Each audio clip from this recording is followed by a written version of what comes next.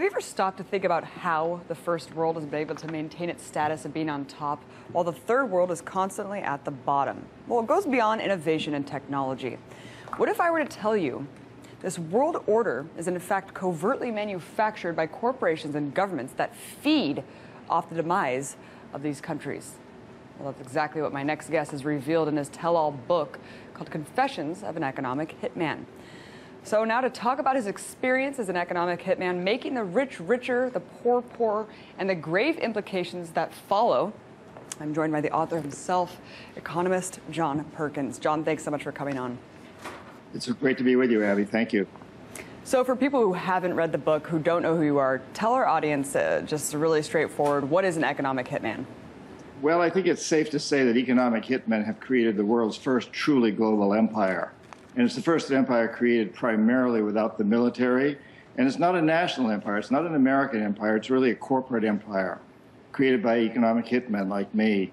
We work many different ways, but perhaps the most common is that we will identify a country that has resources our corporations covet, like oil, arrange huge loans to that country from the World Bank and other international banks, but the money never actually goes to the country.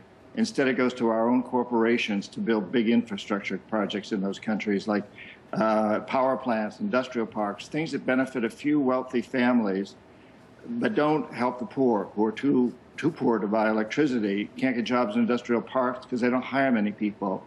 And yet they are left holding a huge debt that they can't possibly repay. So at some point we go back and say, hey, you can't pay your debt, so sell your oil or whatever the resource is real cheap to our corporations. Allow us to build a military base on your soil, that sort of thing.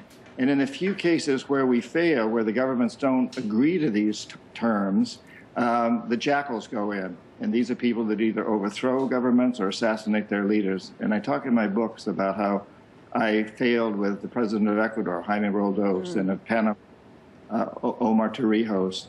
And because they wouldn't buy into these deals, both of them were assassinated. And of course, the IMF and World Bank are used as tools for the economic hitman to go in and keep these debts going with these countries. What entities? You just said that it's not the United States. It's the corporate control. It's the corporate empire. What entities are involved in this operation? I mean, are we just talking about corporations facilitating these deals, or are they working in concert with governments? I think we've come to a point, Abby, in history where corporations really control the governments. Right. We know that nobody gets elected to a major position in the United States without huge corporate support, and then they basically become servants to the corporations. It isn't their fault. It isn't Obama's fault that he now has to bring in people who are very friendly to corporations to watchdog those very corporations. He wouldn't be president if he didn't do that. So really today we've gone from a point where 200, 300 years ago, religious organizations call the shots around the world, to ones where governments call the shots for some time, and now it's the corporations that are calling the shots in various different ways. There's this revolving door, so there's really no separation between corporations and government at the very highest levels. The leaders bounce back and forth between the two. John, you mentioned Ecuador. I want you to talk more extensively about what happened there and why the jackals needed to come in. Well, Ecuador had been under the leadership of military dictators for a number of years, men put into office by the CIA and kept there by the CIA. And then there was kind of a revolution, a democratic revolution in Ecuador, and they democratically voted in this president, Jaime Roldos. This is back in the 70s. And Jaime ran on a ticket that said he was going to clamp down on the oil companies. He wanted them to continue drilling for oil, but they had to give a bigger share of their profits to the people. We didn't like that. And so my job and that of other economic hitmen was to convince Jaime to do differently. He didn't. He wouldn't be convinced. He had great integrity. He stuck to his guns, and so he was assassinated. And I saw you in another interview. You were talking about Iraq. What steps were efforted there? It was kind of like Iraq was a case where everything was tried, and then it ultimately ended in a ground invasion. Why did it need to end there? Well, it's an interesting case. It's a kind of a long story. We had an amazingly successful operation in Saudi Arabia where we convinced the Saudis to buy into a deal with us whereby It's a long story. I won't go into the details, but it was extremely helpful to us and our oil companies and our big major corporations. We wanted Saddam Hussein to buy into a similar deal. Saudi Arabia was the largest producer of oil at the time. Iraq was the second largest. He wouldn't buy. Economic hitmen couldn't convince him, and the jackals went in to try to assassinate him. They couldn't. He had very good security. He had look-alike doubles. It was hard to take him out. They couldn't take him out. So there was the first invasion. And we thought that that would bring him around. He lost his military, but he still stuck to his guns. He did not give in. And, to make a long story short, the second invasion came because we felt that we really had to take over Iraq. Right.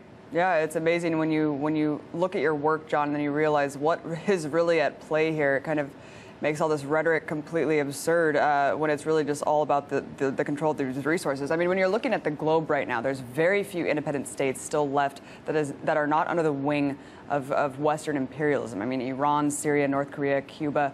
Let's just take the case of Iran. What do you think the outcome is going to be in this country? I think we're in a very, very difficult and dangerous situation there.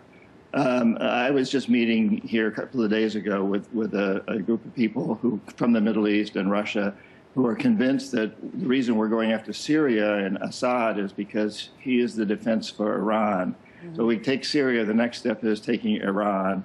And then conceivably, we will try to take more control over Russia. That was the fear of the Russians, because Russia has a lot of oil and gas and is raising its head again. I don't know. That's conjecture. But certainly what we do know is that we see Iran as a country with tremendous resources in terms of oil and gas and in a very crucial position, geographically speaking, and also a country that's threatening to sell oil for something other than dollars.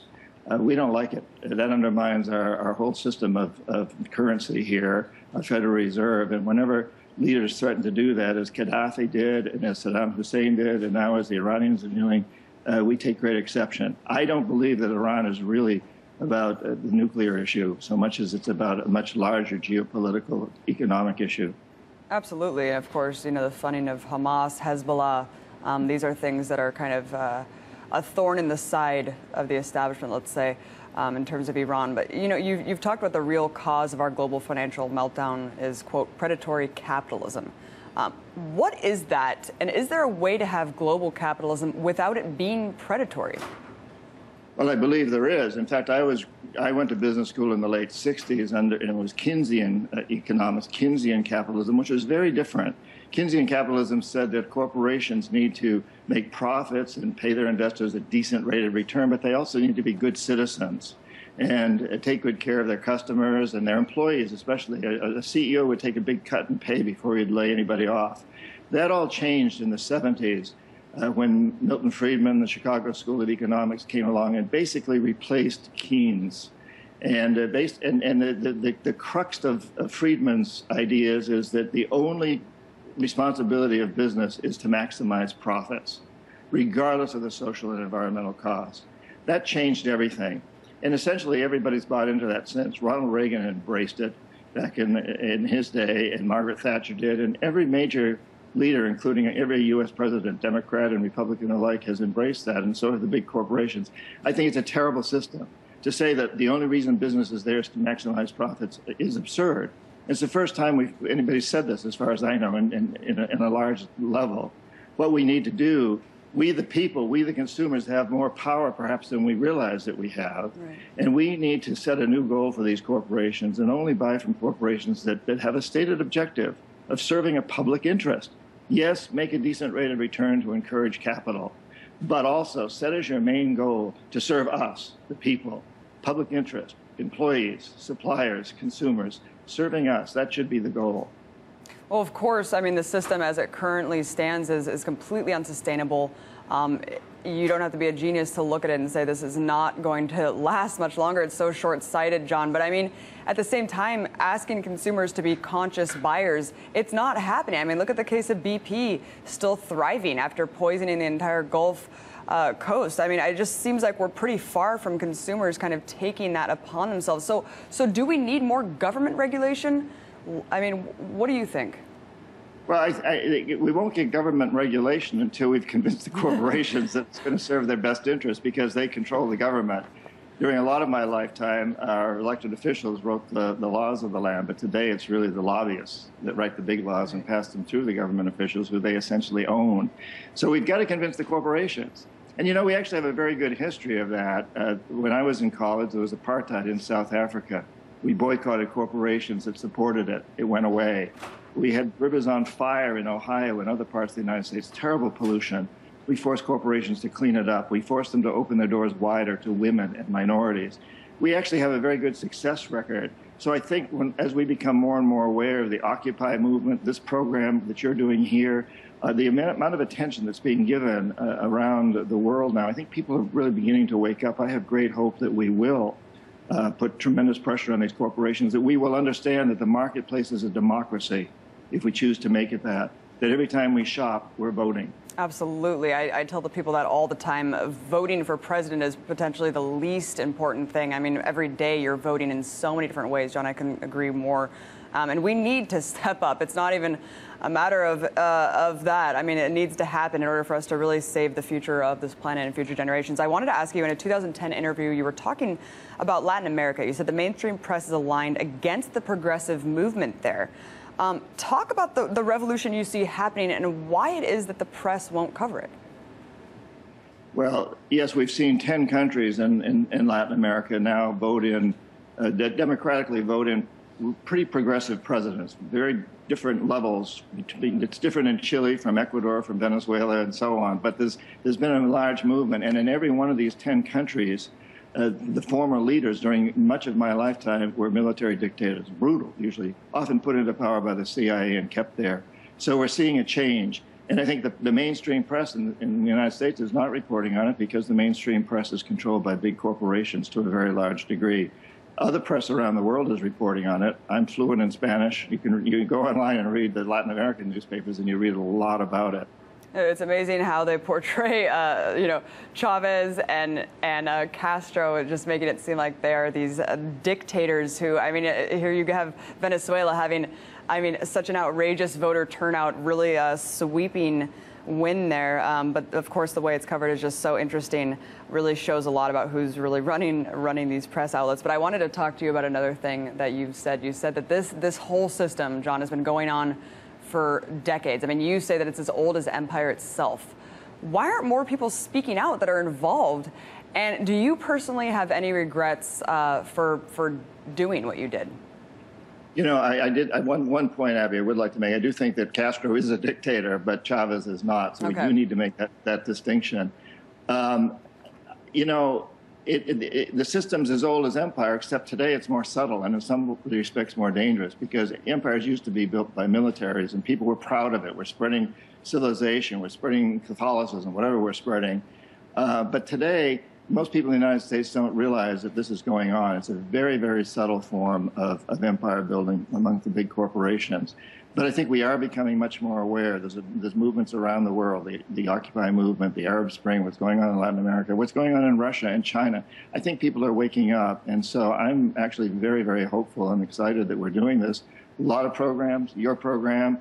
There's a lot of documentaries being made, a lot more books being written. Back in 2004, when Confessions was published, I felt like kind of a lone voice in the wind, but I don't feel alone anymore. There's a lot of people speaking out. Amazing. And John, thank you so much for speaking out, bringing these issues to light. I mean, the second that you start talking about them, you realize how obvious it really is, how the world is really being run right now. And I really can't thank you enough for coming on the show. I'm a huge fan of your work.